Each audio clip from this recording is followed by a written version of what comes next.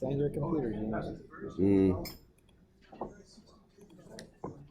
Okay, let's see how many people. I figured it'd be a lot of people waiting on me. Let's stop recording though for.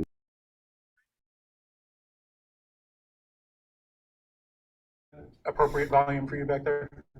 Yeah, good. All right. I'd like to go ahead and call the regular meeting of the City of Chattahoochee Hills City Council for September 6, 2022 to order.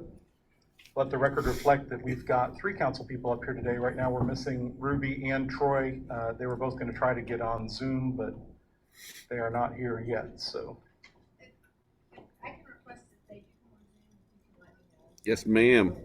I'm watching now.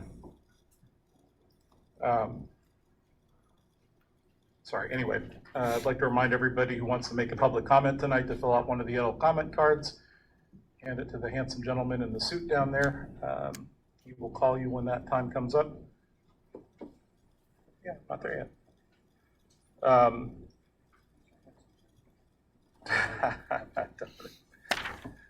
If you have a cell phone, please make sure it's turned off. We're going to do the pledge, and after the pledge, we're coming up on yet another anniversary for 9/11, and I wanted to work a moment of silence in. So after the pledge, if you just stay standing for a minute and spend that time thinking about where you were maybe that day and what people went through that day, I'd appreciate it. I pledge allegiance to the flag of the United States of America and to the republic for which it stands, one nation, under God, indivisible, with liberty and justice for all.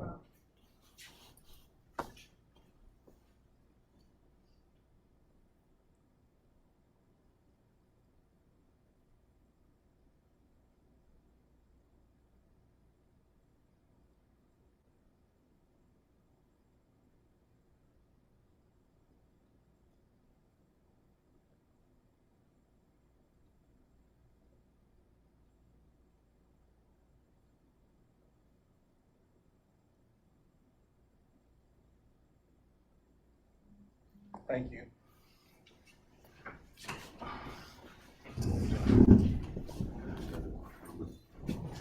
That image of firemen running up the stairs as they were shooing everybody out of the building is something that is never going to leave me, and I appreciate you spending a moment thinking about that with me. First item tonight is approval of the meeting agenda. We have an item that came up with the cell tower thing, some grading and work on the parking lot there, which is new item number 22-049. Is there anything else that we need added or changed, anybody? If not, can I get a motion and a second, please, to approve the amended meeting agenda with that item added? Make a motion to approve the amended meeting agenda with that item added. I second. We have a motion and a second. All those in favor of adopting the agenda, please say aye. Aye. Those opposed, nay. Meeting agenda stands approved. Next item is the approval of the minutes of the regular meeting of the August 2nd council meeting and then the special call meeting of August 18. Can I get a motion and a second, please, to approve those minutes?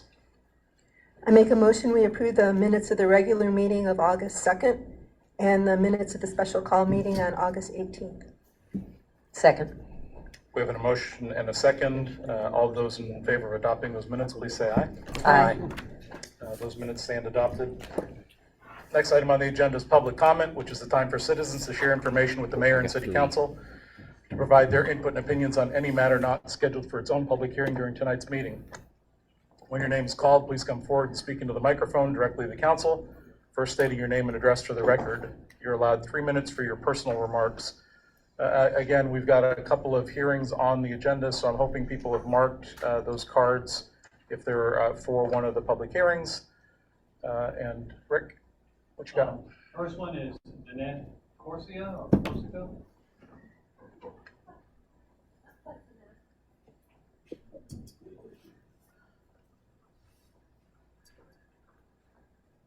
Hey, Danette Kasha, 12450 Hamilton Road. And I just wanted to say that I watched the Zoom meeting because I was out of town. So thank y'all for putting on the Zoom meeting, putting it on there. I really appreciate that. And my comment is, I really agree with something that Richie said, and that was, it just seems like when an application comes in, it goes through so fast that the citizens in the area doesn't even know what's happening. And of course, I'm talking about the Kane Production Studio. You know, I saw that it was supposed to be one of the country's largest film production studios, and I didn't get a letter. I heard that a letter was sent out, but I talked to a couple of neighbors just to see if I missed it, and we didn't get a letter, so we knew when the signs came up. So unless you live on the street, you know, you don't know about it, and it just seems like it goes to y'all to vote so quick before the people even know what's going on. So I would like to see if, you know, it doesn't go through as fast. Maybe there is a 6-month moratorium or something just to get the word out to the affected citizens in the area. That was all. Thank you. Thank you. Next, Deneen Crawford. The mic's still on. Mic's right? It's okay. I know it. I was coming. I distracted him. Deneen Crawford, 5575 Cocker Mill Road. In 2019, I stood before the City Council defending my property, not because I wanted to stand before you, but because I was forced to. The problem that I faced then is the same problem that I believe exists today in the city. Just like Danetta said, I believe there's ineffective communication. Don't get me wrong, the city does what their legal notification requirements are for the state of Georgia, which is to inform any resident that resides within 300 feet of the applicant or the establishment in question and publish the notification in the Noonan Times Herald. By a show of hands, I would like for the citizens tonight to tell me how many of you receive a copy of the Noonan Times Herald. Okay. So why does this problem still exist? With the multiple communication avenues available and at our fingertips today, informing or notifying your citizens of vital information is easier than ever. Yes, a monthly newsletter is published by our city staff and volunteers and distributed via email and available in hard copy at the City Hall at the first of every month. And I appreciate the many hours that volunteers and our staff put into that publication. But the vital information that is provided in that publication is from the previous month's City Council meeting, not the upcoming month's City Council meeting. Yes, there are various Facebook pages that attempt to help citizens stay informed. Not every citizen is a member of Facebook. And yes, there is a committee that has access to hundreds of emails that help facilitate communication. Councilperson Cyril publishes her own District 3 newsletter, and it addresses hot topics in there. Councilman Schmidt and Bettis just hosted their first town hall meeting for their district. That town hall meeting was a huge success, and the citizens requested to continue hosting town hall meetings on a quarterly basis.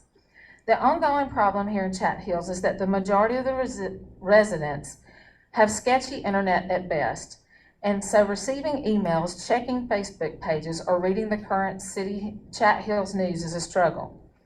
The question arises, if these three council persons can provide information and their various means of communication, why can't the city do this on a regular basis? I stand before you today because I believe that our notification system requirement needs reviewing. I believe that it starts at City Hall. There needs to be a protocol for communication between city employees and elected officials. Once standard protocols are placed, okay, then effective communication can be obtained. I would like to ask that the City Council place a moratorium on commercial applications until possibly an effective communication tool can be established. Thank you. Thank you. Next, Ken Langley.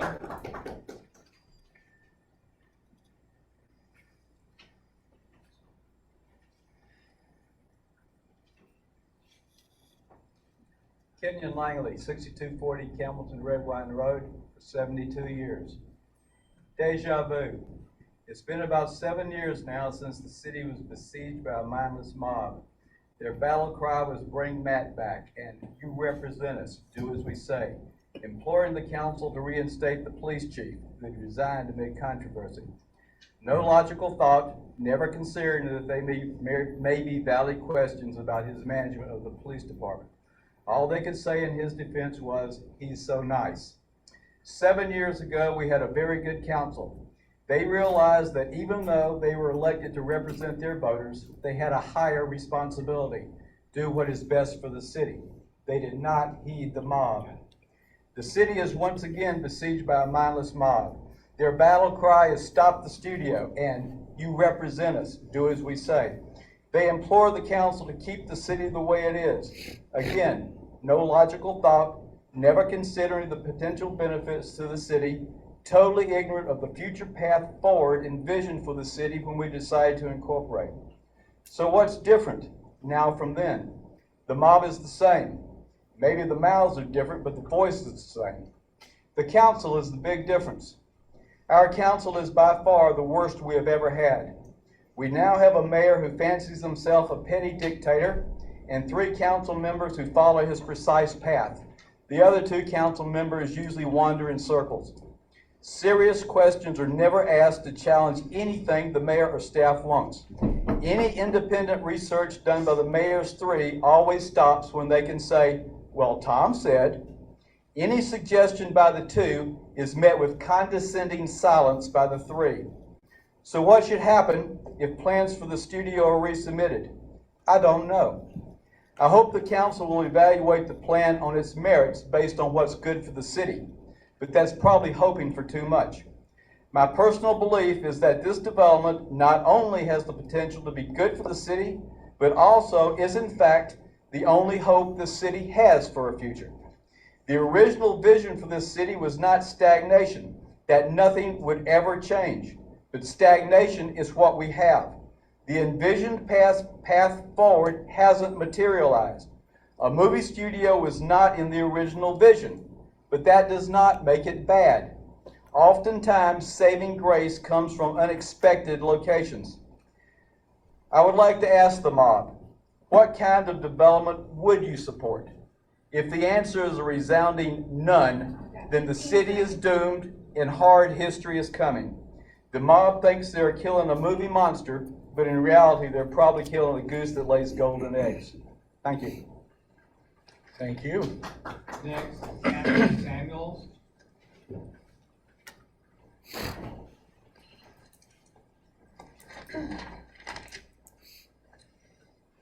Hi, good evening, council members and all present. I'm Dr. Samuels. We are planning on moving down here, so we haven't even started building yet. My father-in-law moved here in 1986. He's no longer here, and I've always enjoyed Chat Hills. It was Palmetto, as it was in the past, for its 70-30 concept about rural versus commercial. I drive by all the time, and I think Hutchinson Ferry now is like Peachtree Street Road in Atlanta. You know, that it's terrible, bumps, all the needs to be paved, whatever, and then Rica Road and all these other places are just like Piedmont Road or something. I didn't envision that, or neither did my father-in-law. But I'm requesting a 6-month moratorium on commercial development in Chat Hills. And I'm also asking for the mileage restrictions to be put back in place for future Hamlet Village. As I best understand currently, all properties in the city may be considered for such development if they are large enough. If you have resided here from the onset of our vision, you'll know that this is not the way it was originally intended. And I just want to tell you, thank you so much for your time. Thank you, everybody, for coming on in and listening to all of us. Thank you. Next, Robert Richardson.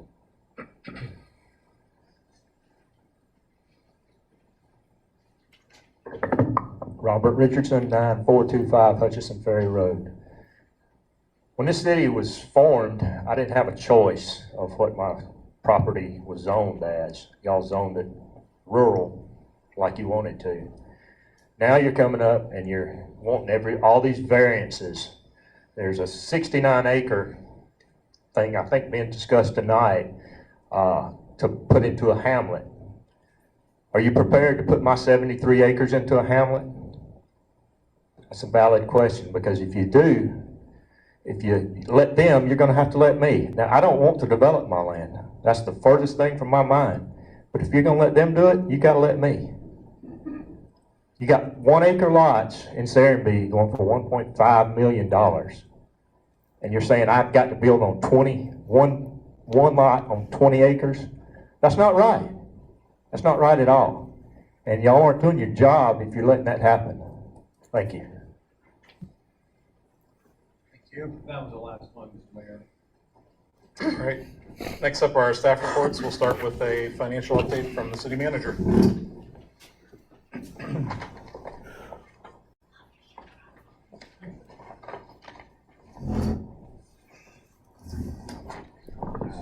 Good evening, Mayor and Council, staff, and all the community. Appreciate you guys coming out. Welcome to September.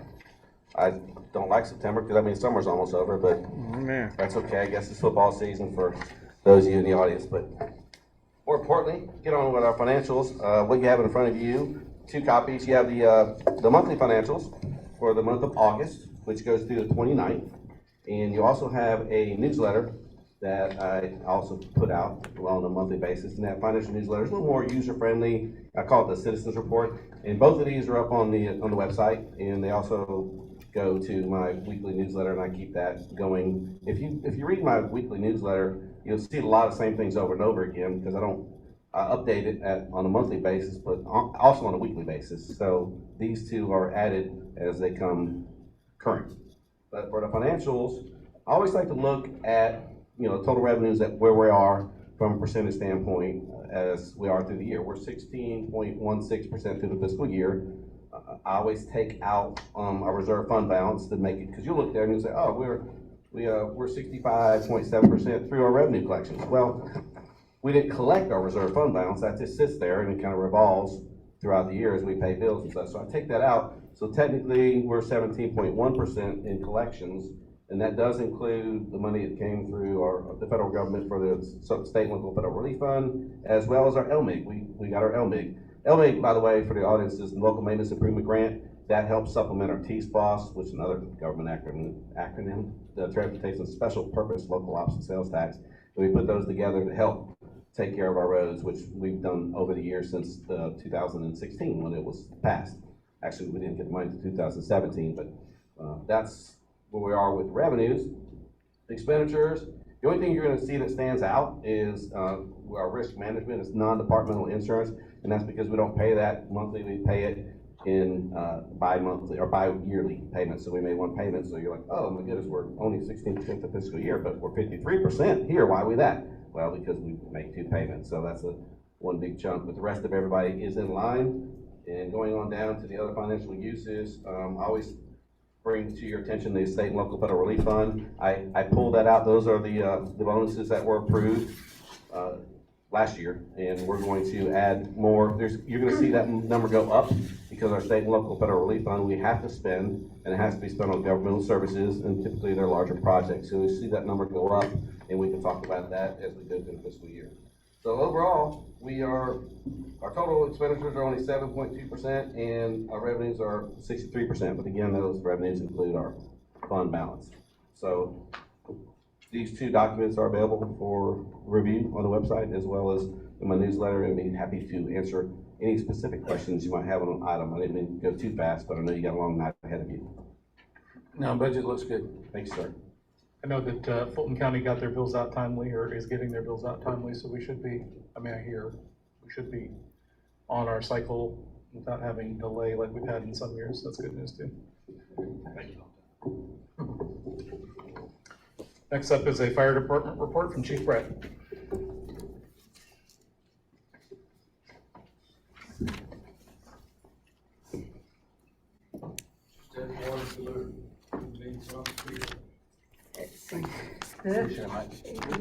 I'm sure. Because the fire department is known for bringing the water, right? Brought it up already. Keep that in mind. Mayor, council, and citizens and friends, thank you for the opportunity to present this report on our August operations. In the report, you see I broke down information there about our search and rescue operations. I think that's probably turned into some of the most adventurous duty that we have. There were 5 search and rescues that took place in the month of August. One was on the river, person in distress, lost, and so we were able to effect a fast recovery of that lady on a kayak. In the other cases, they typically are occurring in Cochrane Mill Park. We've been outside the city to take our expertise and help other nearby jurisdictions.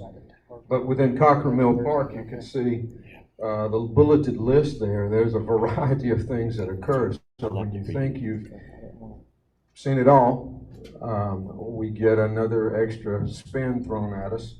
And it always seems to be in the dark. It always seems to be late. And it's never convenient in terms of other things that you may have going on. Nevertheless, we are always successful, and that's a good report. With regards to the disaster preparedness, I wanted to just mention the process about the hazard mitigation planning. You'll consider a vote for that shortly. But I just wanted to relate that to the disaster preparedness plan. There could be questions in your mind or citizens' minds about, well, how comprehensive is that plan? I tried to reference that there in the report, but I just wanted to point out a couple of benchmarks. It brings about an efficient response in a area that has so little resource. We're not an expanse of public safety personnel and departments, so we have to reach out to nearby jurisdictions. We have to do our best through groups like GMA. So as in always, you're trying to bring order to chaos. And when you're smaller, you need as much help as you can get. Presently, we are interested in Hurricane Danielle, and then there's another tropical storm moving across from the Pacific that was expected to impact the Gulf. With respect to ambulance service, one of the last comments from my report I'll make is the importance of keeping up, I won't call it a fight, but just keeping on the press, keep the press on the current provider, the partner jurisdictions, the county, Fulton County, to find every way we can do better to bring better ambulance or patient transport service here. So that means that Grady Healthcare, we're pressing them to do better and better. Their times have in fact gotten better in the last 2 weeks. It grows only by seconds, and it's not just seconds that we count, time from dispatch to scene, but we also monitor what we call a level 0, and that's how many times there's not an ambulance when there's a medical incident that requires a transport. 40% of the time when we have a medical incident, 40% of the time, there's not an ambulance available through the current provider. So you would wonder, well, why aren't we doing something about that? And by law, of course, you know, we don't have a transport license, so we can't transport unless there's exigent circumstance. And there are 3 criteria that we can meet, and we have transported before.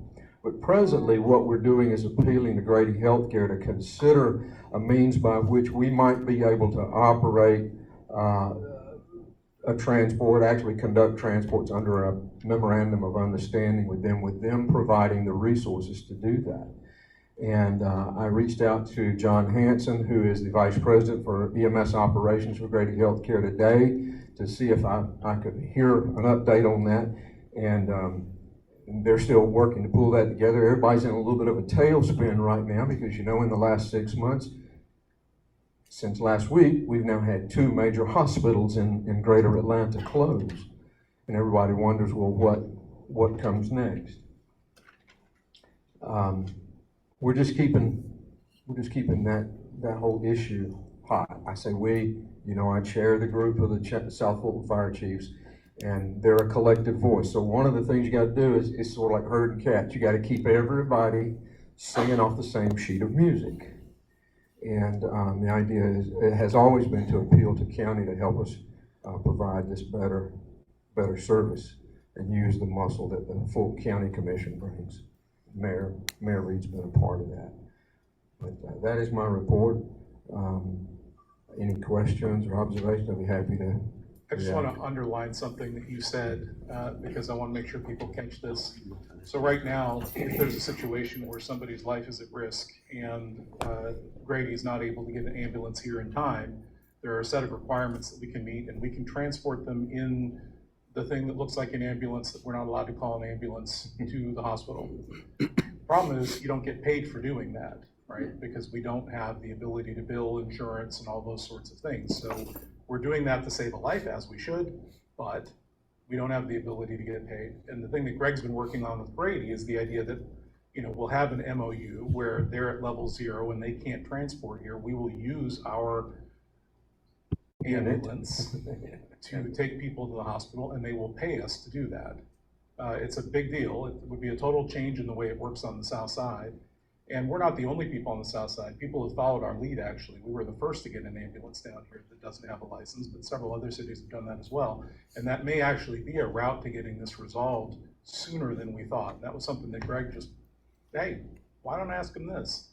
And again, I talk often about the fact that we swing above our weight in this little town. We do. We've got really great staff here. And we are at the leadership of a lot of conversations, at the front of a lot of conversations in South Fulton that will positively impact the whole southern part of the county, and particularly us, because we're the furthest away from all of those important services. So I want to underline both the physical reality of what Greg's talking about and the fact that he's pushing that forward again. And if I may say too, Mayor, finally, the report I put together, I think we all apply a goodly amount of thought in preparing that. But I hope people will read it. And for our citizens, it's always posted on the website. You can always go there and see it if you don't pick up the hard copy here. But it helps everyone understand that just the amount of challenge that we sometimes work against in terms of the type of medical maladies that we respond to, or fire, or rescue, or whatever it may be. And we manage to plow through. And we would like for everybody to be, very aware of that and be confident in this. Thanks, Greg. Anybody have anything for Greg? If not, then next up is a police department report from the chief. Chief Jim. Good evening, Mayor, Council, citizens. One thing I wanted to talk to you tonight about, September 11, 2018, at the council meeting, you swore me in as your police chief. So I've been here 4 years. And one of my goals was a state accreditation. And I've talked to you about that before. And our final on-site for that accreditation will be September 14th and 15th. If we will successfully complete that, we're prepared. This department will be accredited by the state of Georgia in all our operations and standards, which is a lot different than the department I took over 4 years ago. So I'm really proud of that. And one of the things that we're seeing too is a significant increase in our calls for service. If you look, dispatch calls 411 versus the 130 we had this same month last year. Our officers are averaging 4.8 calls per hour. Much busier than we were, because we're growing, and more importantly, the areas around us are growing.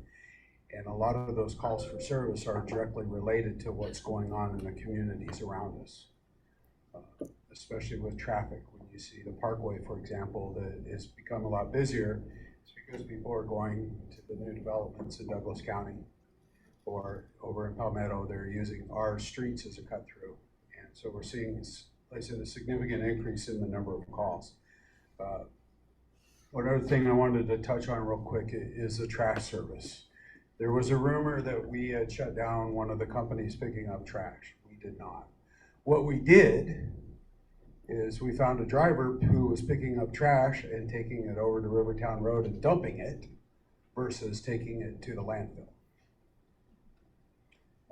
But we were able to successfully prosecute him, which upset the company. And so they threatened to stop. My understanding is Worldwide is picking up trash again. But we did not at any time tell them they could not. What we told them they could not do was pick it up here and dump it over there, that it needed to go to the landfill. So, any questions for me? Yeah, Chief, Yes, sir. trucks on Cocker Mill Road.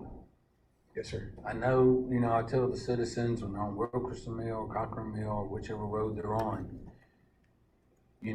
Chief makes a note of it, sends a couple officers over there, writes tickets 4 or 5 days, it calms down, 30 days later, they're back out there. So it's a never-ending cycle.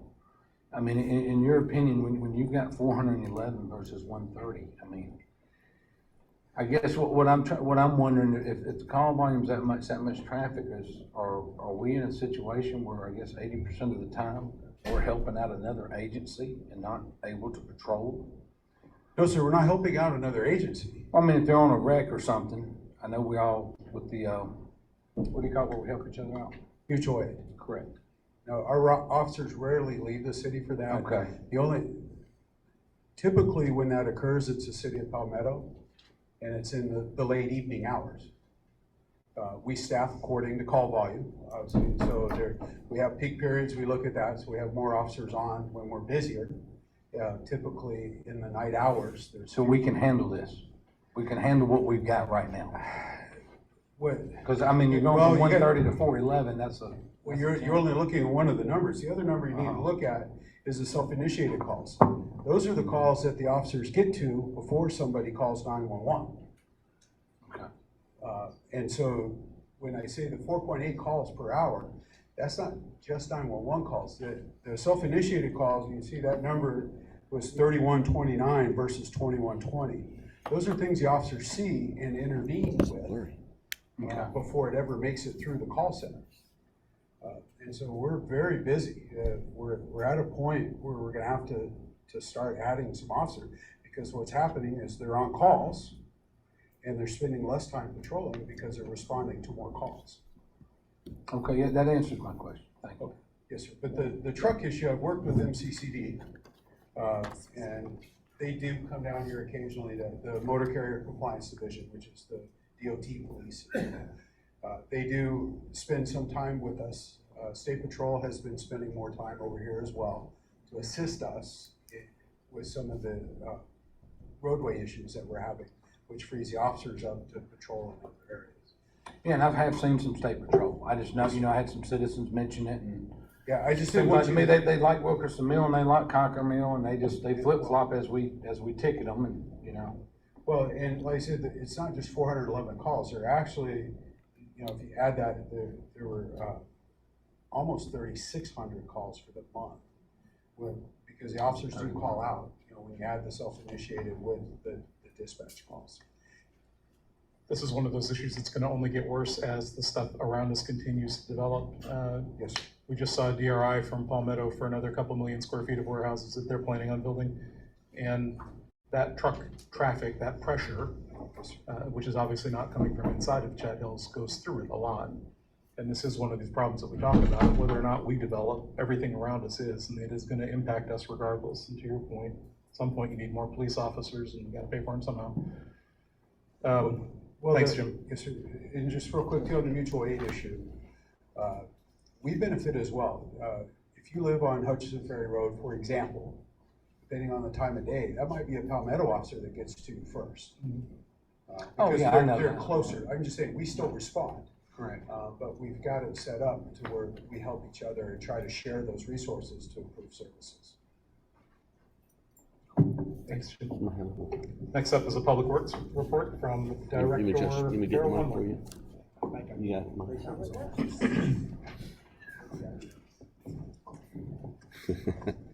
got It's all good, man. It's all good. Look how happy he is. You have to be happy. Can't let this little things get to you. It's all good.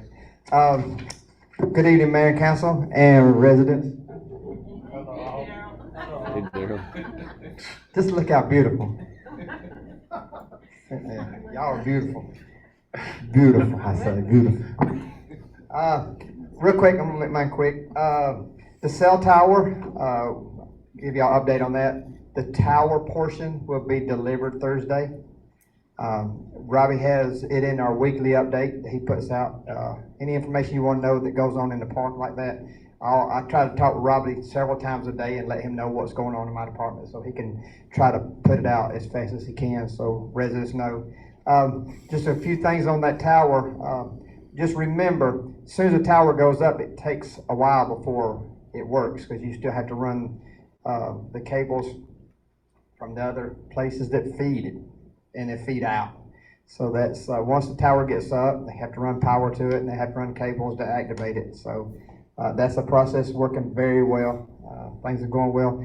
The guys are doing the grading out there, doing a great job, doing a little extra stuff here and there for us. It's been very nice working with these guys. Also, in the parks department wise, I met with Walt and a lady named Christine with Trust for Public Land last week, and you know they're going to talk about the boat launch that they're working on, grants and stuff. And he said about a year what it takes to get things lined up, the permits, till we can start. So we went out there and spent several hours flagging the trail that we all talked about. Some of the Parks Commission, we all went out there several months back, and we looked at some of what the residents said, what they wanted to see that park become. We took all that consideration, looked at, so we got the roadway path marked and a small parking lot down to where the boat launch is. But that is moving forward. Walt and Christine had an excellent job what they're doing for the city, and it's a lot of bonuses that we're getting for Trust for Public Land. That's normal operations. Other than that, in my grass cutting, we're still cutting grass. Hopefully, when the grass starts growing, what we're going to do is start back side arming through the winter, cutting it back like we do every year. If y'all have any questions for me, What machine had to be repaired? Just equipment repair. Yeah, there's nothing on. If there's nothing on there, just says equipment repair, nothing in it there. We in good shape now, buddy. Daryl? Yes, ma'am. Want to let you know that some of the ladies in Chattahoochee Hills that formed an activity group went hiking at Hutchinson Ferry Park on the new trail that Roland and you helped with last year, and they loved it. Yeah, Roland has done it. The park looks great. I don't know what we do at my Parks Commission. They make my life really easy. The roads look great, by the way. Yeah. I was just gonna call Roland out too while you were up here, because I was watching the park's Facebook page the other day, and you know, somebody said the rain came through and a bunch of trees were down. It's like, yeah, I already got half of them. Like, it's pretty amazing, actually. He's definitely on it. And I want to point out our gravel roads. I mean, look how much heavy rain we've had, and they're holding up from the work that we've done, that y'all allowed us to do, that y'all work partner with me. They're not perfect. Of course they're not perfect, but we're going to keep pushing to make them perfect. They're so much better than they were. Thank you all. Thanks, Daryl. Next up is a community development report from Director Mike Martin.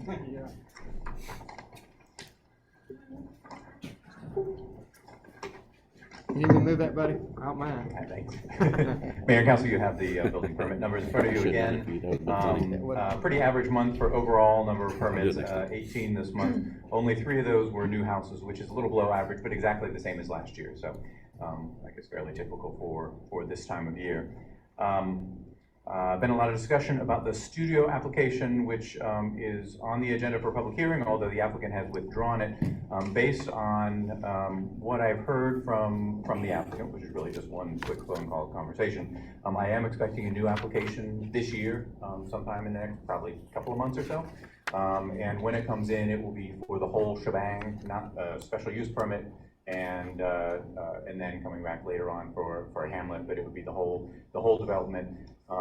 If that's in fact the case, which is what I'm expecting, it will mean that they'll have to go through the DRI process, which will add several months to to the overall process, because I'll have to go through a review with the Atlanta Regional Commission and Greta, and it'll take a while before you all would even have an opportunity to vote on it. So there will be quite a little bit of time, extra time built into that schedule because of the DRI process when it does come in. We have Planning Commission meeting a week from Thursday, September 15th, 6:30 p.m. We'll have 2 public hearings on there, at least for what I have in front of me now, 2 public hearings. The same 2 items we have for first read here this evening, the Serenbe rezoning and the school special use permit. And then we'll have concept plan to go along with rezoning, and then 5 preliminary plats.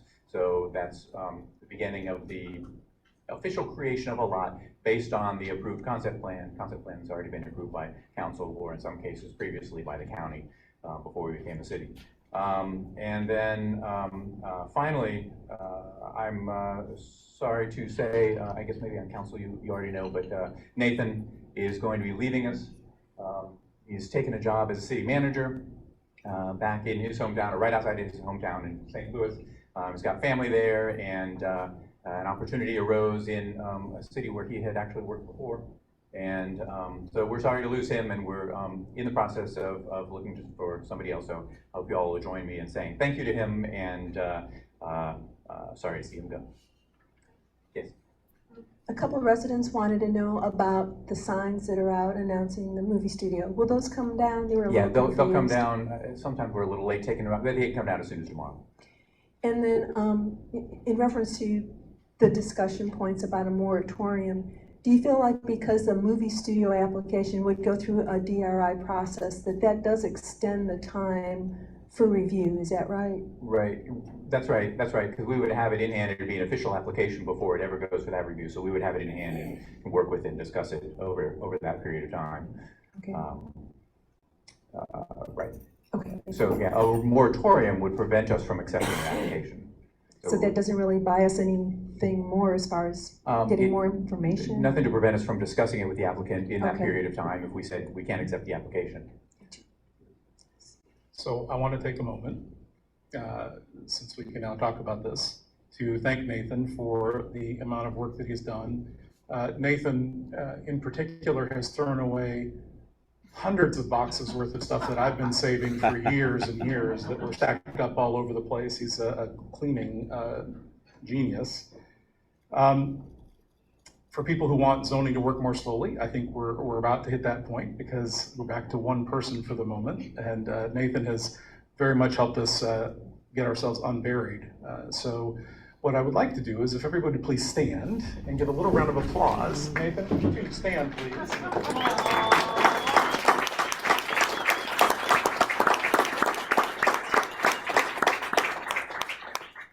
That was it. No speech from you. City managing in places other than this is a tough job, and people sometimes have really short city manager lives in other places, and all of which to say we hope to see you again. Good luck, but. That's good. All right, next up, we have 2 public hearings tonight, but of course they are, actually we have several public hearings tonight.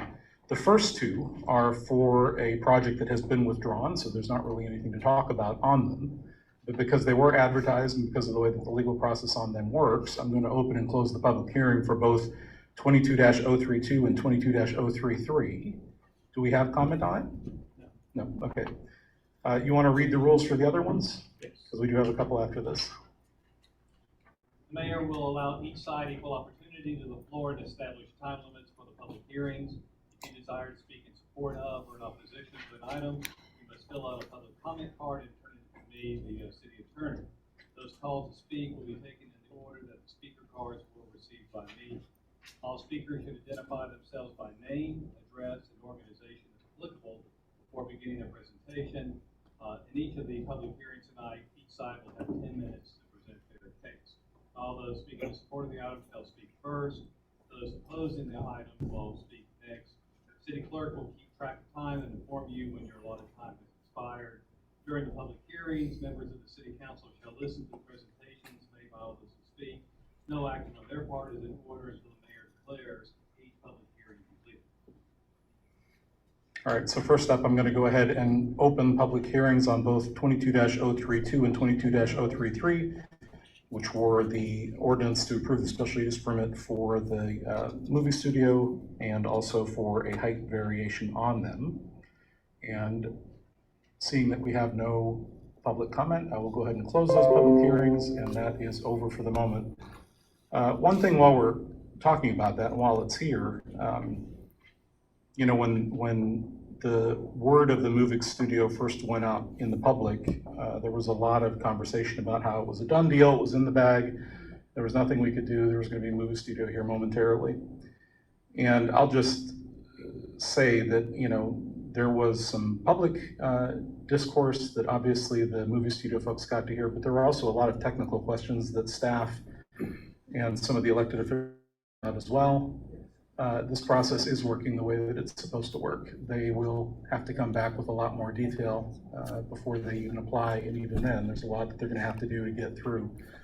So I appreciate everybody's energy around it for sure. It's good to have the public input.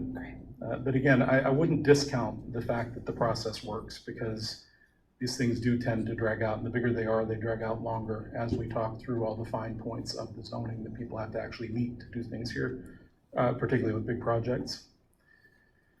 Next up is 22-034 and 22-035. I'll take those both together as well. They are an ordinance to amend the zoning map and rezone a 69-acre parcel that was originally zoned by Fulton County into something that is more aligned with our zoning. And we'll go ahead and open the public hearing. Mike, do you want to describe those to us first, or Nathan, please? Yeah, and then I'll open the public hearing after you do that. Since I have the mic, I will take a moment of personal privilege just to say that this is a wonderful community. It's been a wonderful place to work, and although I know taking the job and going home was not a hard decision, I'm doing it for the right reasons. As you joked, you know, city managers have a knack for not having the longest shelf life, and I have worked at this city before as a city manager, so I will keep Rob's number on speed dial in case history happens to repeat itself. I mean, honestly, good luck, right? So, thank you so much. Thank you so much. Not wishing ill there. All right, I have given multiple hearings and speeches about this property, so I won't go into full detail. I will read a few things just so that they're in the record. Case 035 is related to a variance that was withdrawn, so we may not need to have a public hearing, but that's up to the attorney to call that if we need to. Right. I'll read a few objects from the staff report out loud, but if there's any specific questions by anyone, please feel free to ask. So I'll just read the variance request here. Moore-Bassett Consultants, on behalf of Freedom Land Holdings, owner of 69.14 acres on Cedar Grove, made the following requests. Number one, that the city rezone 69.14 acres from RL to HMR, which is from rural to hamlet. Number two, that the city grant a variance to reduce the zoning district size minimum from 100 acres to 69 acres. And that the city grant a variance to increase the maximum amount of required open space allowed to be transferred off-site, which is quite a tongue twister, from 20 to 44%. And last, that the city grant a variance to the rules governing required open space, so the required open space may be located on parcels also used for residential purposes. That last point has been withdrawn, so that was the point of the next public hearing, so no need to consider that anymore. This case was recommended for denial on all accounts in the initial staff report and at the Planning Commission meeting. But to the petitioner's credit, they took the Planning Commission's advice and the staff's infinite knowledge into consideration and significantly amended their proposal. They went from 40 lots in phase 2 to 28 lots. They changed the street layout. They added additional open space. As I said, they removed the need for one of their variances, and so staff recommendations have changed from denial to approval. Any specific questions you might have on any of those cases? I will say, only because it was brought up in the public comments at the beginning of the meeting, although this is a request in the district size, they're going from 69, the regulations say to 100, they're asking for 69. In this case, we have some unknown legal and financial consequences to both the petitioners and the city in regard to that, because phase 1 was zoned and established by Fulton County. Additionally, there was a legal case in regards to that petition. And each of those lots are individually financed. So to avoid unknown financial repercussions to the lenders and the petitioners and unknown legal repercussions to the city, we are still recommending approval in that district size variance. This is an incredibly unique case. I stated at the workshop that if this case came up by itself on a blank piece of property, we would not recommend approval and they wouldn't get it. We wouldn't even take the application, to be honest with you. But because half the property or half the project was already established under Fulton County, we've really worked with the petitioners to be in as best compliance with their zoning as possible and to have as coherent of a development as possible. And I think I've covered all my bases. And the good news too is that this is the last one of these instances in the city. Correct. This is the last Fulton There will County be zone. no other large lot suburban style developments in Chattahoochee Hills. Good deal. All right. I'm going to go ahead and open the public hearing. And Rick? Yes, James Nicholson.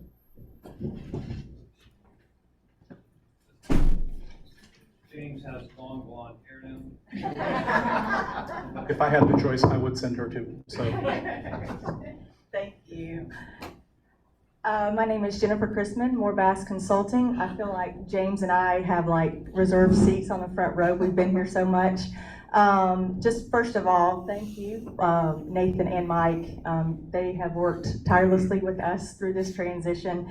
As he mentioned, this is a unique scenario because it was, of course, zoned back in the times in Fulton County before everything changed. So it was pretty unique. I really thought from phase 2 we had 40 lots, and so I think our client originally thought 40 lots and we would come in and it would be pretty easy. We found out that that was not the case, and we've made a lot of changes. To my client's credit, as I just want to say out loud, he went from 40 lots to 28 lots. So that's a big deal. So I, obviously give kudos to him. I kept saying, I just draw the plans and make sure it works engineering wise, but he has to, make that financial sacrifice. So I feel like we have a beautiful plan. It's got a full trail, which everybody wanted. There was a lot of things you guys asked for. Of course, you wanted green space. No one can see it from the lot, from the front.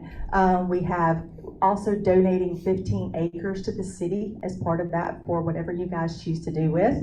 We're gonna have interconnected trails. We're gonna have green space. We're gonna have, it's gonna be a beautiful, absolutely a beautiful subdivision when it's done. So let's see, the last thing I had was, that was it, that just, we feel like we've done hopefully a good job in a product that you like, and we appreciate working with you guys. So again, my name is Jennifer Chrisman, Moore-Bass Consulting, if you guys need it for the record. So. Thank you. Any others? Now, James. Sorry. My name is James Nicholson, 140 Village Circle, Sonoya, Georgia, Freedom Land Holdings. We're excited about this opportunity. We're the builder in Heatherwood, which we just finished out. We're excited about this opportunity, and we really appreciate Mike and Nathan and staff and council members and everyone's working with us to come up with this unique layout that we feel that will work really well with the as close as we can to match y'all's existing zoning, and feel free to answer any questions or any comments that anyone may have this time. Thanks, James. No, I feel like from where we started and where we are, giving it some Hamlet character, coming back, and I know going from 40 to 28 lots, but overall the entire project's about 140 acres. And so sort of wrapping that together and taking the open space off the lots was critical, one of the critical things for me to see. And so I do appreciate y'all replatting that. Thank you. And same for me here, taking the open space off the lots was a huge thing, and I know that you had to sacrifice several parcels in order to do that.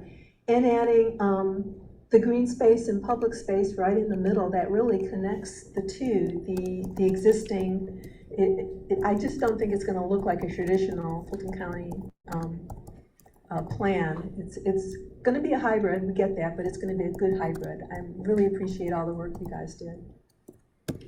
Now, I will say this, that It is the last of its kind as far as unfinished neighborhood or what have you. And I will say, you know, when you look at the project, it's about the best you're gonna be able to do with that particular piece of property. And back to Nathan's point, moving forward on a raw piece of land that has nothing on it, they would have never been able to fill out a sheet of paper. This is pretty much cleaning up, kind of an existing project and doing the best you can with it.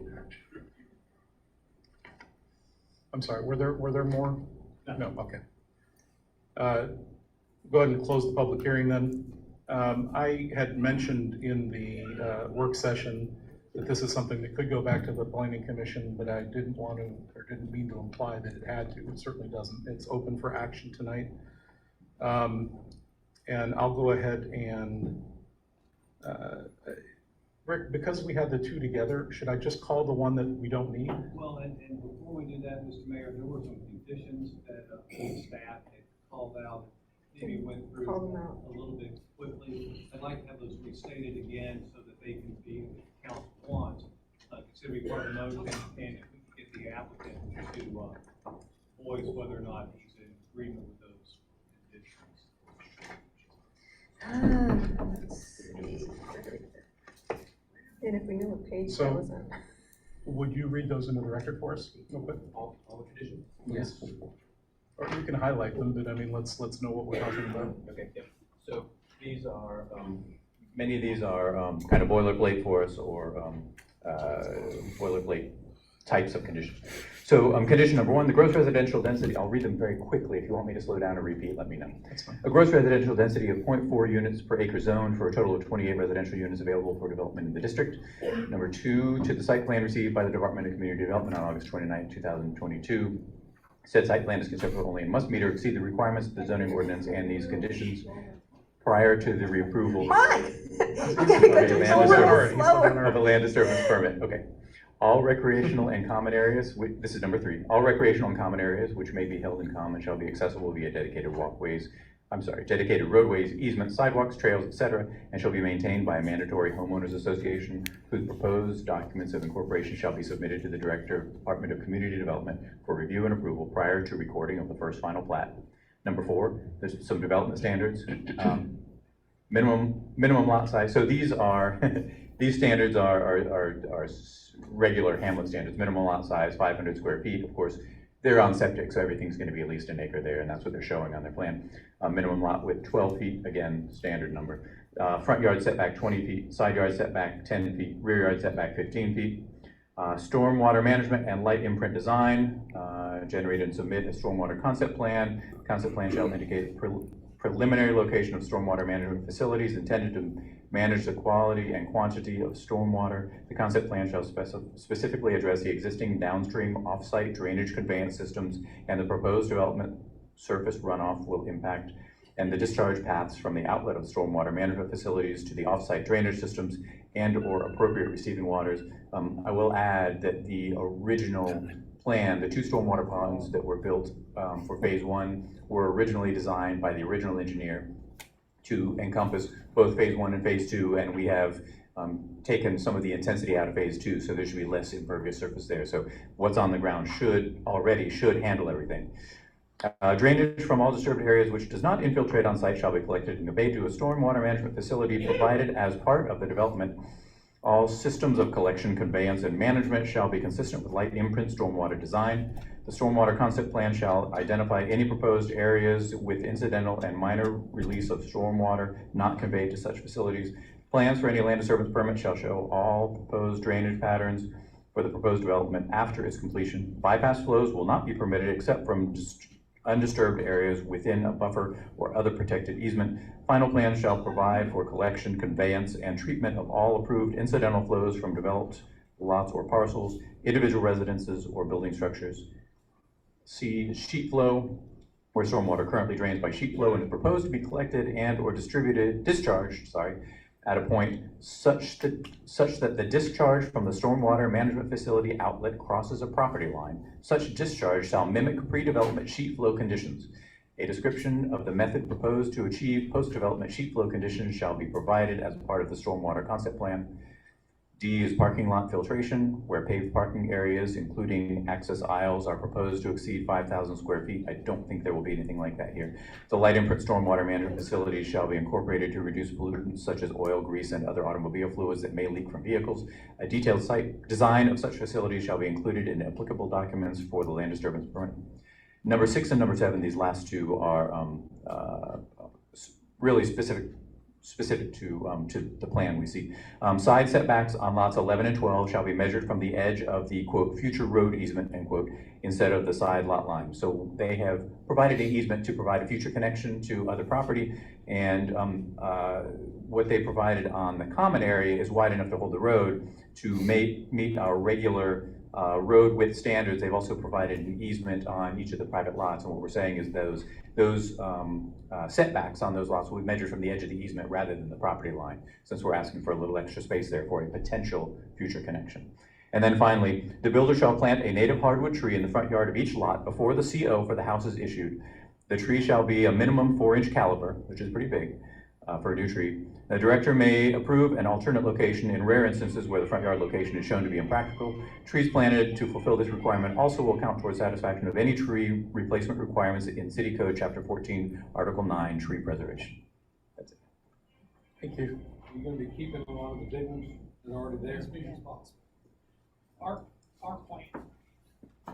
Yeah, go ahead. Our plan is, first subdivision is like a 40-foot front yard and a 40-foot backyard and 20 foot on each side of the house. That's what we like to provide. We don't like to cut any more than that, any more than we have to. And roughly that costs us roughly, for a lot in this subdivision, it's probably gonna cost us around $30,000 just to clear and grade that amount of space. So we love trees. I don't want to cut any more than we have to. Not that it costs us, although it does cost a lot of money, but we try to preserve as much as possible. All right, let me go ahead and, so again, because 35 is no longer relevant to this, I'm just going to call a vote on 34 with the conditions. So could I get a motion and a second, please, to approve 22-034 with the conditions recommended by the planning department, by the planning director? I make a motion, we approve 22-034 with the conditions recommended by the planning department. Second. We have a motion and a second. Is there any other discussion on this?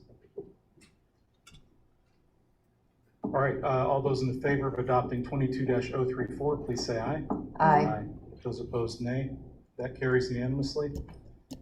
Next up is 22-041, which is public hearing and action on a pouring license for a. They found her body.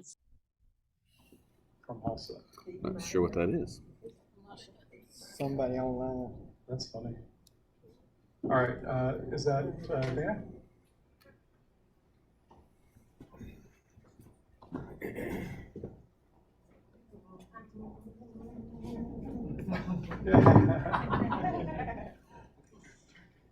This application is for a second location for Halsa in Serenbe, and this location would be at the swim club located at 295 Prom Field Road. The plan is actually to have a stationary container kitchen or food truck. It's a full pouring license. They would be serving the public as well as guests at the pool, and staff has reviewed the application as well as the city attorney, and everything looks good and we recommend approval. And the applicant is here if anybody has any questions. Go ahead and open the public hearing. Do we have any, would the applicant like to say anything? All right, we'll go ahead and close the public hearing and I'll call for it. Can I get a motion and a second, please, to adopt 22-041, which is a full pouring license for the second Halsa location? Motion to approve item 22-041. Second. We have a motion and a second. Any further discussion? Not all those in favor of adopting 22-041, please say aye. Aye. Those opposed, nay. That carries unanimously. Next, there are several new business items. First up is 22-042, which is the concept plan for the estates at Cedar Grove Phase 2. Is that? You guys confuse me then by switching back and forth on this one. Well, I just want to mention one thing. This is the concept plan, of course, for the rezoning that you all just voted on. I will just mention that document to look at, although the differences are very small. The document that was in the rezoning package is the correct document. The one in the concept plan document is a generation back. Really, it just identifies the strip along the Cedar Grove Road differently. It's green on the map that's in there. It should be white because it's not intended as part of the open space. And so if you vote to approve this concept plan, please approve the one that was included in the zoning package, not the one that was in the concept plan version. So, I would like a motion and a second, please, to adopt 22-042 as illustrated in the zoning package. Please. Make a motion to adopt 22-042 as illustrated in the zoning package. I second. We have a motion and a second. Any discussion? If not, all those in favor, please say aye. Aye. Those opposed, nay. That passes unanimously. The next two are first read only with no action. We'll go ahead and take them one at a time. 22-043, which is a rezoning request on some RL property to HM. And I'm going to assume that's Mike. I didn't go far. That's correct. This is 110.88 acres on both sides of Watkins Road. Actually connects up to Hutchinson Ferry Road on the west side. 90 acres on the west side of Hutchinson Ferry Road is kind of L-shaped. And the proposal is to construct 10 1-acre lots and have a bunch of open space and a road in there. Road opens up to Hutchinson Ferry and then connects to Serenby Road, which serves the farmettes that are already there on the west side of Watkins Road. And then on the east side of Watkins Road, there are a couple of existing single-family RL lots and then some connective common area where there are roads that serve those lots and the Serenby Hamlet. The intention is not for there to be any changes to that property. That's just sort of connecting everything together. 110 acres total, 10 lots. The rest of the development rights would then be applied elsewhere, presumably in the Serenby Hamlet. Also a variance. Sorry, they're asking for a variance to reduce the buffers to zero, partially to accommodate the road on the west side on the 90 acres. And one of the lots, the easternmost of those 10 lots, also is proposed where the buffer is. And then on the other side of Watkins Road, where there are proposed to be no changes, literally means no changes, right? The buffer would represent a change. So the intent is to continue regulating those two RL lots with the same kind of setbacks that they would continue to function exactly as they do now if the variance is approved. 10-acre lots. Sorry. 10-acre lots. Those are, they're existing, I believe they're in the neighborhood of 5 acres. I'd have to double check. Okay, no, because I mean, you said that, it sounded like you said one acre, built on 1 acre, 10 acre. Oh, yes, I'm sorry. So on the west side, that's right. Okay. 10 1-acre lots on the west side, that's right. And then the ones on the east side where there's no change proposed, I think it's a couple of 5-acre lots, and then that sort of connective space that holds the road is going to be about another 10. And then that becomes a part of Sam's. That's correct. That's correct. Any other questions for the moment? All right, next up is 22-044, which is a special use permit for the school in the Serenby Hamlet. That's right. This is the Acton Academy, also in Serenby, is a school that's been functioning there for some years now. Their main current campus was the subject of a special use permit back in 2012 that entitled them to use that property as a school. It was actually another applicant at the time, Montessori School, Acton Academy, since moved in there and is expanding rapidly. And he is proposing a new permanent campus on Promfield Road and 5 temporary spaces in existing buildings and then also in a couple of trailers. And so all those properties are included here, the one intended to be permanent, and the other 5, most of which are individual rooms in existing buildings, would be temporary. We'll have conditions, probably proposing maybe a couple-year window, and if they go unused for 6 months or a year or something like that, then the permits on those will expire. But one of the sites is intended to be temporary, or permanent. Couple quick points there too. The school has been shown, a school has been shown in that site on the Serenbe drawings from as far back as I can remember, 2006, 7, whatever. So it's not a surprise from that perspective, but this is the actual implementation of that thing that has been expected. And the temporary school is just, temporary sites are just a function of the success that they've had in getting kids into the school. And we talked about in the work session, the scholarship program that they have too, so that kids that can't afford to go to the school are able to go, including a lot of kids that don't live in Serenbe. Questions? I just wanted to remind Mike to fix that typo in the narration of the Camp by the trailers. That is, I'll ask, that's the, Being removed. the applicants, that's part of the application, but I'll ask the applicant if they can. Okay. All right, great, thanks. All right, next up is 22-045, which is the proposal for some new AV equipment that will help us get our info out to people better and in a way that they can actually hear when they're watching on Zoom. Absolutely. Yeah, thank you, Mayor and Council. Now that it's out publicly, I just wanted to say to Nathan, speaking on behalf of staff, we are going to miss you a lot. He's done a lot. His personality is infectious. Comes in a great mood. One thing we won't miss is I know what he's gonna say. we'll get our waistline back. Now he's what it is. He brings treats and pizza in all the time. So What's the name of that donut place, by the way? Dough in the Box on Fulton Industrial. If you haven't been to Dough in the Box on Fulton Industrial, it is deadly. Dough in the Box. And they are the best I'm sorry, the best donuts. I brought it ever, up, and sorry. He has brought them many times and it's been bad. Although you still have till next Friday to bring some donuts. But Mayor Council, as I mentioned earlier during the finance report, we received state and local federal relief funds, and those funds are to be used to do governmental services.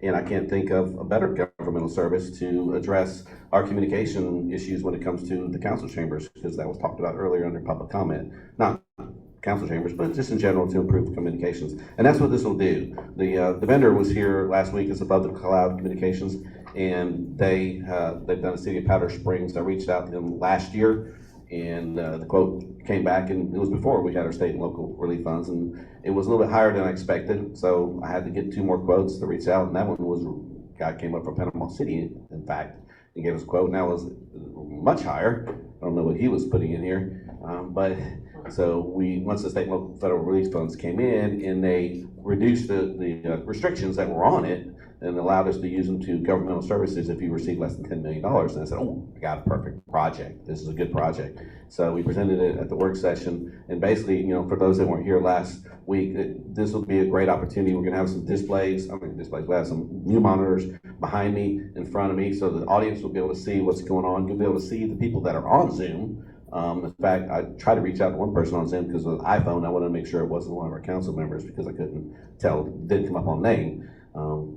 So that'll be able to be seen, as well as you'll be able to be heard better. We'll have cordless mics. Obviously, at each station, the council members and staff will have a cordless mic. They can turn on and off, and you don't have to, you can pull it to you, lean into it. And such. No, they can't turn it off. You can, there's a button. Yeah, don't turn And it off. I would like to reach out and give a kudos, because I don't do stuff like this without bringing in experts that I have on staff, because I'm not an expert with sound, and Daryl and Greg are experts, because we know that Chief Brett does a lot of stuff with his church, and we know that one person's in a band. I think he plays drums, so knows a lot about sound. So I brought them in, so this wasn't a one-person project. I brought them in for their expertise and consultation, if you will, as well. So what this will do is it's $48,000 and some change. I can give you the exact price. It's in your agenda report, but this will allow us to get more automated where we need to be, and provide better communication. So for those in your audience, if you wanted to be home, it'd be more clear. You'll be able to hear better. You'll be able to see presentations better, as opposed to me trying to zoom in on my camera, which you see me doing with remote control a lot, trying to get everybody in. Like right now, if it's on me, we're only getting maybe 2/3 of the council, because the new system will have a camera behind, a camera in front. So you get the audience, just be on your best behavior, audience, because you'll be a camera on you. And also be on the council as well as the person at the podium. So, I mean, there's a lot to it. They can kickstart it as soon as we get the green light. But I just wanted to give you a little more information. Again, this is a brief update from last Thursday, but again, some of the audience may not have been here to hear the presentation. So, be glad to answer any questions you may have. Free money. It's, you know, it's not your city tax dollars. It is federal tax dollars. We all pay one way or the other, but it has to be spent, and it has to be spent on governmental services, and we're looking for projects that really benefit, you know, Also benefit the community, absolutely. One of the things too that came up in the discussion on Thursday is the idea that, you know, it's easy then to put recordings of the meetings on the internet.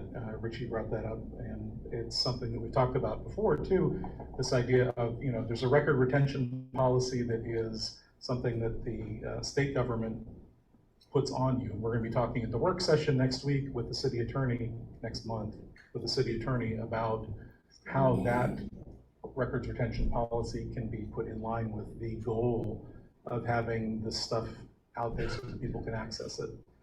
I think that it would be really useful if people could hear meetings from 5 or 6 years ago where we talked about things that people had forgotten about, and you know, it's just, that's a good practice. So we'll talk more about that at the next work session. And to show Mayor that it can be done, I have a personal YouTube channel. You know, there's only thing on there are like, you know, anniversaries and stuff, you know, when I do videos for anniversaries or my daughter's birthday, those kind of, nothing fun. I mean, it's, for me it is, but I put our last council meeting through using my Gmail YouTube. So it's on YouTube. So last council meeting from last Thursday is on YouTube, and it's on there in perpetuity. So you can also Google other council meetings on YouTube and see fights and stuff. So if you get bored, this is a good council because we don't see that here. But when you go on YouTube, you Google council meetings. Be careful what you. I'm careful what you ask for. Don't even be talking that stuff into the air. But I'm just saying that you Google council meetings, you'll locate ours, and it basically it's on YouTube. So I would not Google his personal page though, because there are things you can't unsee. Wow.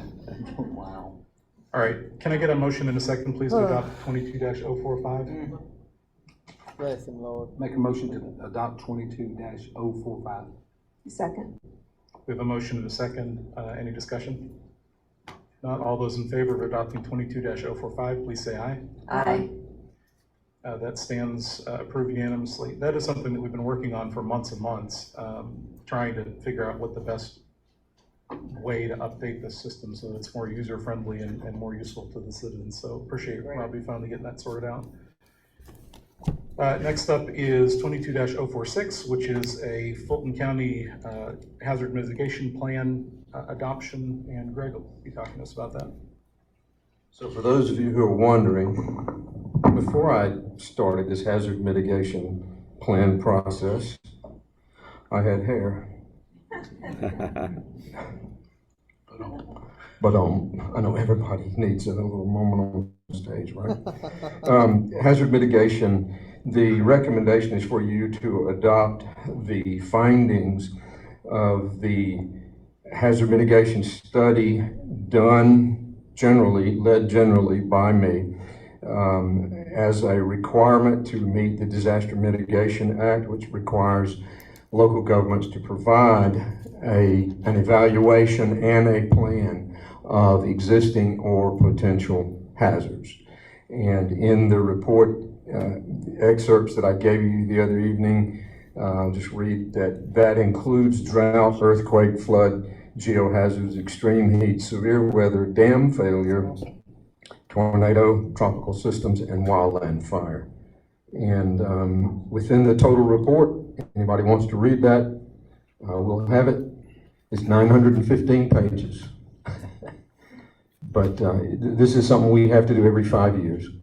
And it is required that we do it, and it is required that it be adopted by you, and then it qualifies us for certain grants that help in hazard mitigation. Greg made the point at the work session, you know, the way this thing's laid out, there are subject areas and each city has their version of it. It's actually not that hard to go through and find the Chat Hill stuff and read it. It is. If you are so inclined, and it's all good, thoughtful stuff. So appreciate all the work you put into that. Any questions for Greg? If not, can I get a motion in a second, please, to adopt 22-046, which is the Fulton County Multi-Jurisdictional Hazard Mitigation Plan? Motion to adopt 22-046. All right, second? We have a motion and a second. Any further discussion? If not, Thank you. all those in favor of adopting 046, please say aye. Aye. Those opposed, nay. That carries unanimously. Next up is our contract with Dr. Chris Edens for the Director of Medical Services role here. Yes, as a precursor to your vote, just to point out that Dr. Chris Edens, by law, is our medical director. By law, as a medical first responder, we're required to have a physician who is in good standing as a physician and in good standing with the DEA. He approves and trains on our patient care guidelines and also approves the disbursement of controlled narcotics and medications through a pharmacy. Dr. Edens has done this work for this city for 15 years free of charge. He is now moving into a retirement time of his life, wants to be able to continue to do this, and so his request is for a contractual agreement of $750 per month. That's $2,250 per quarter to be renewed each year at your pleasure. Anybody have any questions for Greg? He's a great guy. I've met him several times in different functions that we've had. Sharp, and good person. Can I get a motion in a second, please, to adopt 22-047, appointing Dr. Chris Edens as our Medical Services Director? Make a motion to adopt 22-047. Second? We have a motion and a second. Any discussion? And we appreciate his 15 years of free service. All those in favor of adopting 22-047, please say aye. Aye. Aye.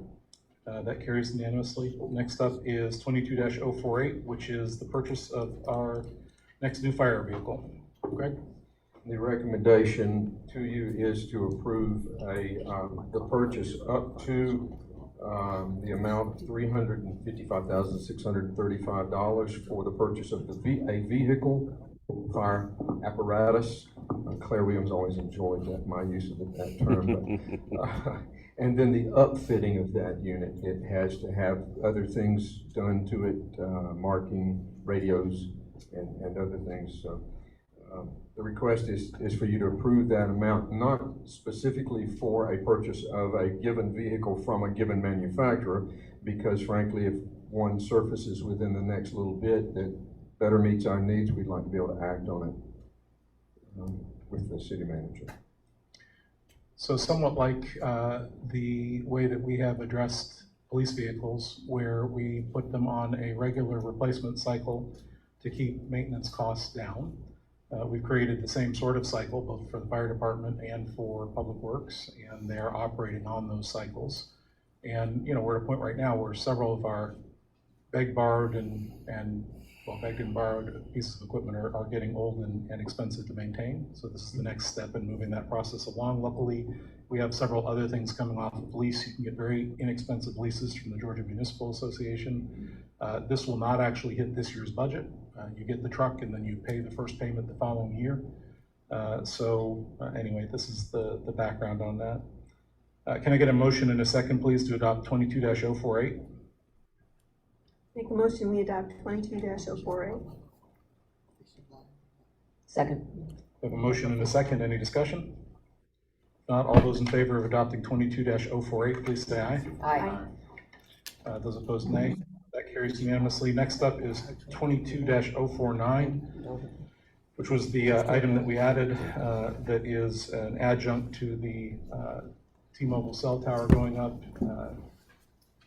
We've been planning on leveraging that into additional parking for Copper Mill Park. Robbie, tell us about what specific was going in there. Verizon, sorry. Yeah. Thank you for bringing this item up on the agenda and amending the agenda. It came, even though they were working on the cell tower and clearing the land, the timeline came on us a lot quicker than we thought. And so that they needed to start clearing that area anyway to get the cell tower, as Daryl mentioned earlier, the cell tower is gonna be delivered Thursday. So they already started clearing it and said, well, you know, we need to go ahead and get this parking lot going. And he gave us a price of $55,000 to clear the land, well, grade it, clear it, grade it, and include gravel. And you heard earlier from the developer over here what it costs on a lot for a house. $30,000 is for a house, so we're talking a bigger area and more trees and grading and gravel. And then Daryl's gonna come in and put his magic touch on it at the end, and of course it'll look 1,000 times better when he hits it. And that's gonna be a parking lot that we're gonna have in conjunction. This is what we talked about all along. But I appreciate you putting it on the agenda so we can, you know, go ahead and move this forward. It'd be hotel motel funds that are paying for this because parks and trails qualify. There's not many things that do qualify for hotel motel funds. You've heard from me for 6.5 years over and over telling you, because we're audited on that, but this does. So it's not something that we need to dip into your general fund to fund. Do we know, Robbie, how many parking spaces that's gonna hold when it's all said and done? I don't know off the top of my head. Daryl may ballpark it, but Ballpark. We're gonna say I don't 20 to 40. 20 to 40 right there in that area. It's hard to say. Once you get it cut in there, it just depends on the grade. And the thing is reason we're acting so quick now is if we don't do it now, the trees in that area, we won't be able to lay anything down because once the tower's up, they won't allow you to lay the tree. No, I get that. I was just wondering, cause Right. I mean, being in the country, we cut it, dig a hole, burn it, Yeah. you know, so. you know, yeah, we don't know how many parking spaces that'll apply, but once we get to that point, then we'll probably work with the Parks Commission. So we'll work with the Parks Commission too and bring it and get their recommendation on how we want to manage parking. You know, managing parking can be a fun thing to do, but you know, we have that area and you may want to consider using that for, you know, pass holders only or, you know, as opposed to putting another kiosk over there or something. So, but we'll talk about that and work with the Parks Commission and get their guidance on that. Cool.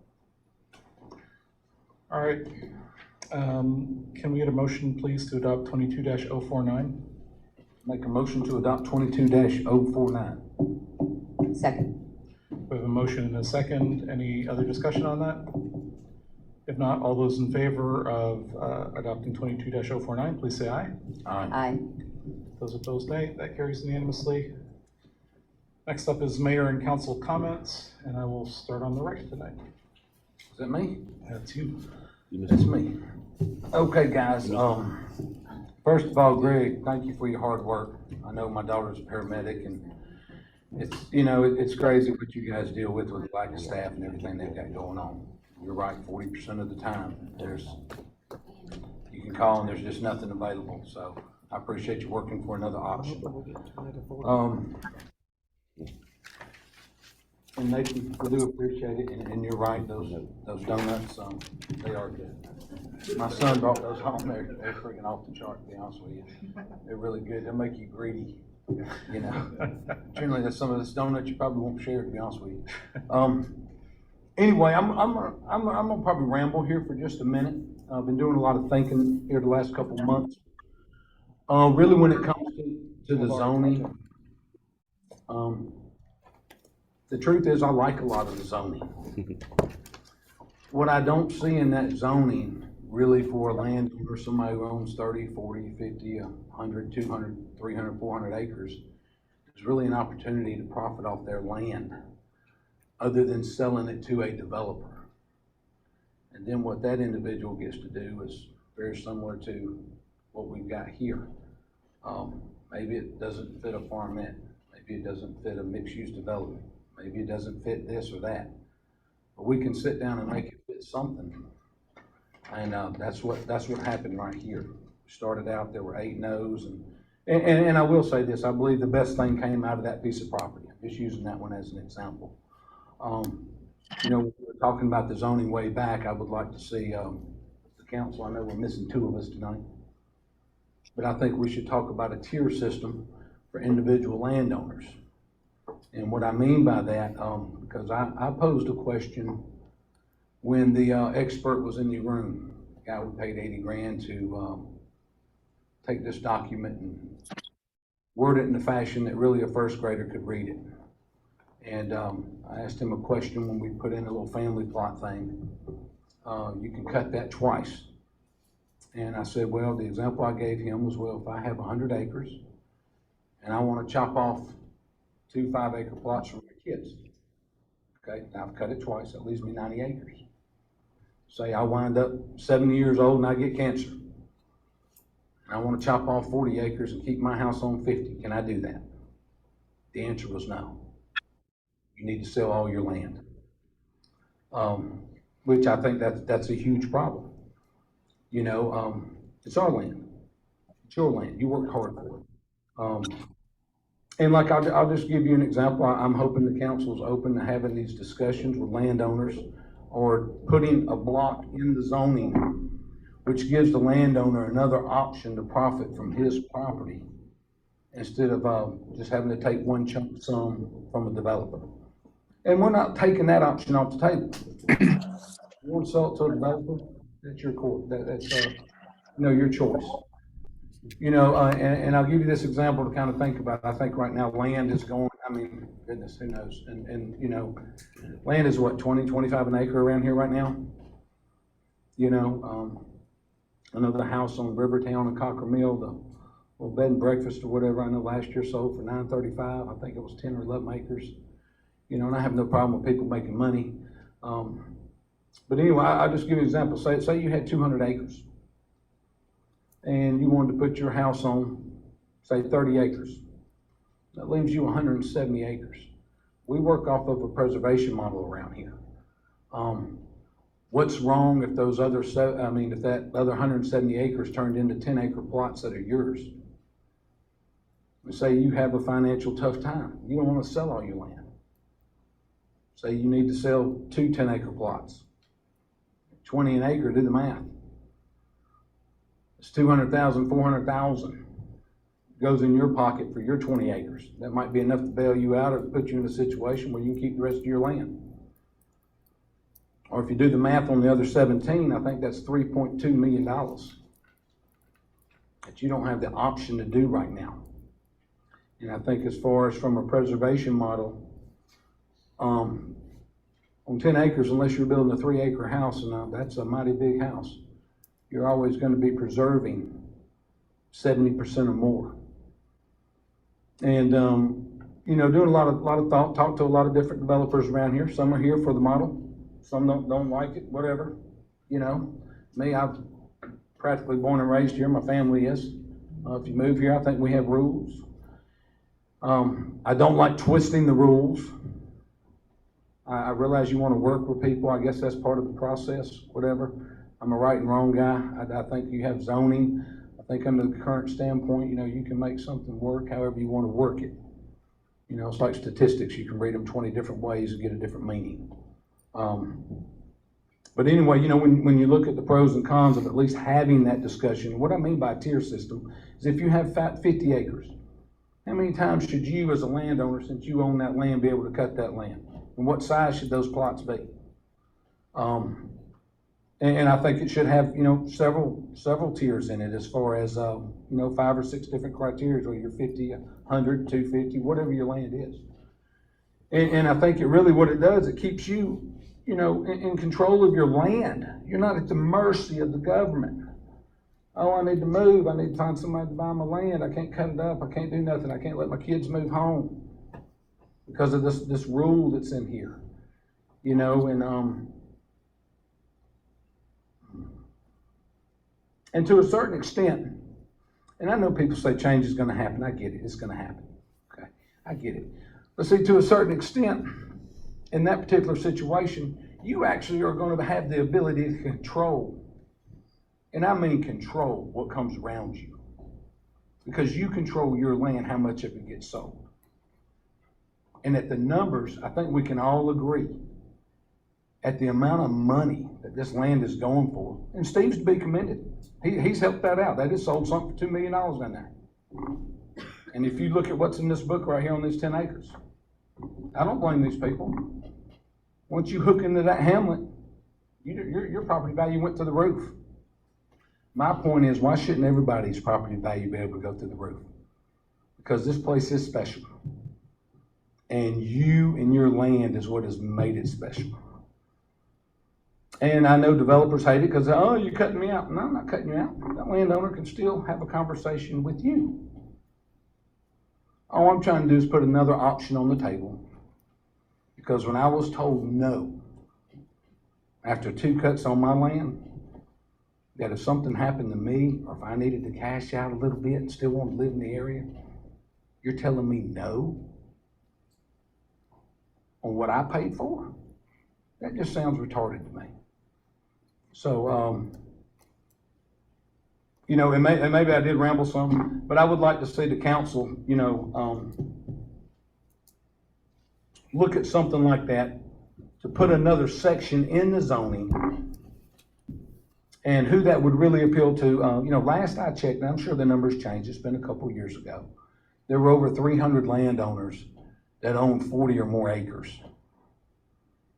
And unless they own that land before '07, they can't even take advantage of the family plot thing that we were able to stick in the zoning, which will give you 2 cuts. If you got 40 acres, I guess you can cut it once. But this, I feel, you know, people want to know what frustrates me at night. It's really just people with money thinking they can step on other people. And that's my money. That's my land. That's your land. And I think you should be able to have the chance to put it in your pocket. So if you like that, I would suggest that you talk to me, or you talk to your council member, or you talk to somebody. Because to be honest with you, that's the reason I brought up the moratorium. We'd all heard about a movie studio. Yeah, it came on a little fast, whatever. Fact is, that process is going to move pretty slow. And it wasn't for commercial development. It was for commercial development outside of Serenbe. Steve's moving. And that's a good thing for the city.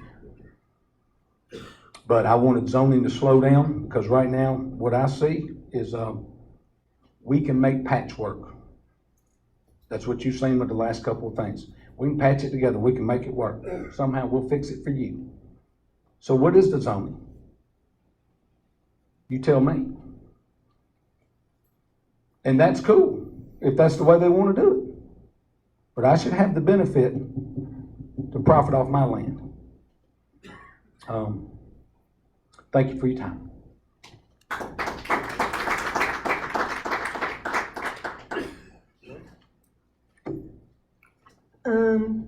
Yeah, I'm looking forward to more discussions on our zoning too. I think we've got some joint sessions with the Planning Commission to talk about a list that's been growing. I've got a couple of things to add to that list. So good discussion, Richie. Thanks, appreciate that. So I appreciate Nathan and well, Mike too, but Nathan, because you're leaving. I didn't get any of those donuts yet. You've just, you're gonna be sorely missed. Was so looking forward to, you know, so many other things with you, the Convention and Visitors Bureau, but we're keeping that door open, so when, you know, you wanna come back, yay! A council member, Ruby Foster, is not able to attend tonight. She's out of town, and I just want to give her a shout out. She had the idea to work with Bear Creek Nature Center and organize Chattahoochee Hills Residents Day last weekend to offer residents the opportunity to visit the Nature Center for free. Many people didn't know it was open again, or that it had changed hands a little bit, or that it's gone in a good and new direction a little bit. We had a really good turnout, so not only did they get to see the Nature Center and meet the staff, but Ruby also invited representatives from Fulton County. So there was poll workers, a table set up, and I think she said, well, we got 6 or 7 new people signed up to be poll workers in Chattahoochee Hills. So that makes me feel comfortable. I know Richie's had some concerns about that too, but it's great when you're having elections in your city to have people you know in your city helping with that. We had both of our Fulton County commissioners there, our current commissioner, and then, you know, because the district had been rezoned January 1st, Marvin Arrington Jr. will become our district representative. And that was really good to know. The Nature Center, it's in my district, so I have a particular interest. But prior to it shutting down, they were getting $100,000 from Fulton County every year to operate. It's a nonprofit, and that $100,000 made a huge difference. But no one thought to ask about that money since they reopened again. So by having both Fulton County commissioners there, that dialogue was open, and I think that's going to happen again. The very next day, their assistants sent us additional information on getting grants. So we're excited to help that nature center start up again. And speaking of which, they're going to have another large event Saturday. It's their Bat Fest, yeah. So from 2 I think 7 o'clock, 2 in the afternoon to 7 o'clock on Saturday, they'll have Bat Fest and lots of other activities going on there, teaching all about bats. Last year we had to make bat houses and just learn everything about bats. So it's kind of a very unique thing. I don't think, are there other cities in our district, Tom, that have a nature center? Fairburn? No, not in our area. So this is really cool to have that and have it so well connected to Cochrane Mill Park right next door to it. So just wanted to give that shout out to Ruby and also Camille and those who were able to attend. Thanks. Thanks, Lori. Yeah, so the discussion about our development code, I think when we have those meetings and wrap in new discussions and run through some of the questions we've heard, as well as making sure that folks understand the transfer development rights and how that process works, I think we kind of lift up that conversation a little bit for folks. That has always been, I know there's a working group right now that's with Mayor Reed and I think Steve Nygren and others in the community that have gotten together to make that really come to fruition, because it's important now. It's getting there, I believe. I also wanted to say to Nathan, who's going to handle all the mapping of all the short-term rentals? Don't call me.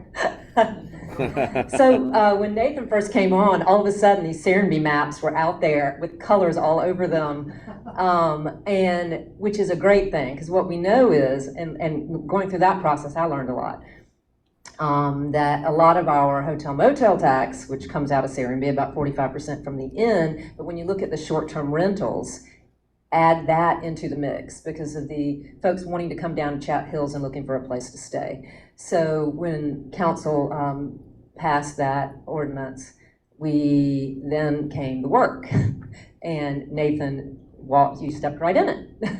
So thank you for that. We'll make sure somebody knows how to work that map. Yes, right. And then, just kind of a feel good. I know there are a lot of folks in the community that see all the posts about lost animals and things. And, one of the things that we do get our bill, sometimes from COCOs, which now we've asked to send some stories along with that bill, which is, the stories are great. And I just wanted to share one. We're getting, I call it, where are they now? Where are they now? There's a lot of work that goes into it. And I get calls from citizens saying, what happened to, one of them, one has become a service dog. That was a golden, a Pyrenees golden mix. Now went through training and is a service dog. And so the number one thing we always want to do is find their home. But the second best thing is to get them into a service or find a new home.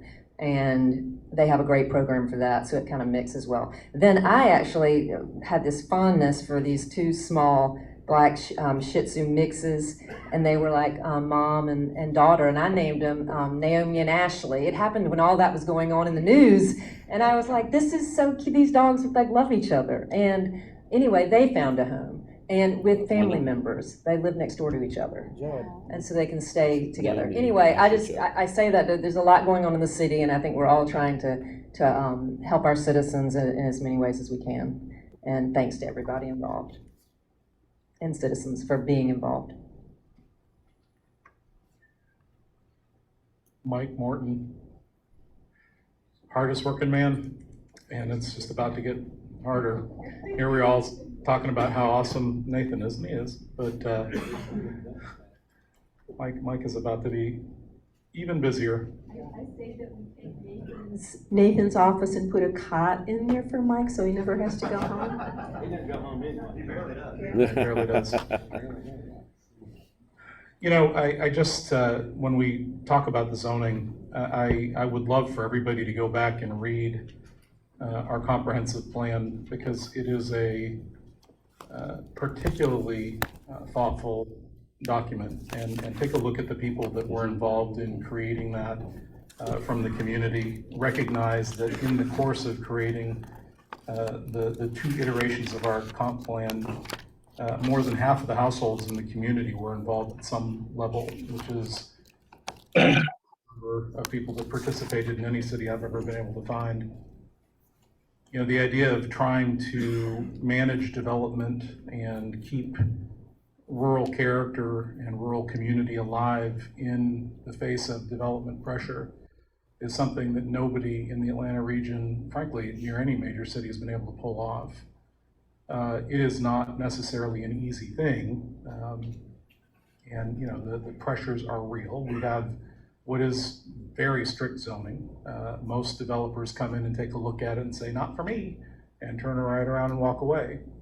There are a few that look at it and say, wow, that's pretty cool. It's going to be a special place, and they want to participate in it.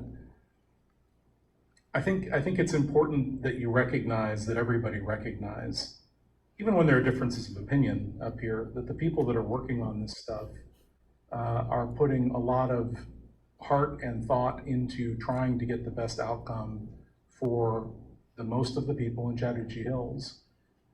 You've got incredible staff that work incredibly hard trying to, you know, thread the needle wherever they can. We've had some fantastic help from outside experts in a variety of fields that think that this is the coolest zoning they've ever seen and have wanted to come in and help us make it better. You have amazing people working on our commissions. Doug Cloud, who was sitting back there, who I think has left, so I'm gonna ring his bell because he's not here. One of the top land use conservation attorneys in the country, happens to live in Chattahoochee Hills and is helping us polish off the TDR ordinance. And again, you know, you've got a city council that have put a lot of time into trying to parse out what people say they want, trying to make that happen. There's no way that everybody's ever going to be happy with every piece of the outcome. Because the reality is, nobody wants to be told what they can do on their property, and everybody wants to know how they can keep their neighbor from doing whatever it is they want to do, right? And that's a hard place to be. It's hard to figure out how to find the middle ground that gives you the best answer. But I would ask that you assume good intention, because that's all I ever see up here. And be careful about facts, right? Like, there are actual facts out there. I saw something floating around the other day about the fact that the city's so stupid because we're paving the scenic byways, right? Because that's something that GDOT's supposed to do, which just isn't true. I know the guy who's in charge of the scenic byway program for GDOT personally well, because we've been trying to get it renamed to Chattahoochee Hills, because it's mostly in Chattahoochee. I know the chairman of GDOT well, talked to both of them about it. It would be great if it was true, but it's not true, right? And this is just one of those things that's floating around out there right now that is not necessarily correct. And we need to be focusing on things that are actually correct and thinking through the pluses or minuses carefully of the developments that come in. Movie studio is a perfect example. There was a long list of stuff that we were talking about that they were asking for that wasn't going to work, didn't work in our zoning. And that would have taken a long time had they not withdrawn. They've withdrawn. Hopefully they're hearing some of that as they come back, if they actually come back. But you know, it is never, the hard things never happen fast, right? The easy ones happen faster, but even those, ask the people sitting in the chair, don't happen fast enough for them. Again, because we're going through the process so thoughtfully. So I would just ask that people consider that when they hear things, right? And again, I'm always available to answer a question. Probably spent more time in it than most, and always happy to do that. So just wanted to put that out there. And again, I want to thank all the people that are doing that work, because I promise you, nobody up here is getting paid enough, people that are even taking the money, to do the amount of work that gets done up here. The commissions, none of them get paid, right? And I promise you, Mike Morton does not get paid enough for what he does, promise you. Roland doesn't get paid enough for what he does, right? So I mean, again, just take that for what it's worth. I appreciate y'all being here. I appreciate people being thoughtful and engaging in a thoughtful way, always. It's always a useful exercise. Yeah, no, well, actually, that's true. We talked about that in the work session. We don't have a date yet, so it's not really an announcement yet, but we are going to have a town hall meeting that is a citywide town hall meeting. We had been talking, about having district ones. We had a couple of those before COVID. Now, everybody's ready to do that again, so we'll be having more of that. And again, all sorts of ways for people to engage, so appreciate people doing that. And with that, I'm going to ask for a motion and a second to adjourn the regular meeting. Motion to adjourn the regular meeting? We have a motion and a second. All those in favor of adjournment, please say aye. Aye. We stand adjourned at 7:52. And next up is town hall session. You have people here that can answer many questions. If you've got something that is particular to your house or your property, you might want to find that person directly. If you've got something that's of general interest, you're welcome to play. Anybody have anything they want to talk about? Somebody want to play? I feel like Chris is, no. I'll call out you. All right, y'all, thanks for being out. We'll see you next month.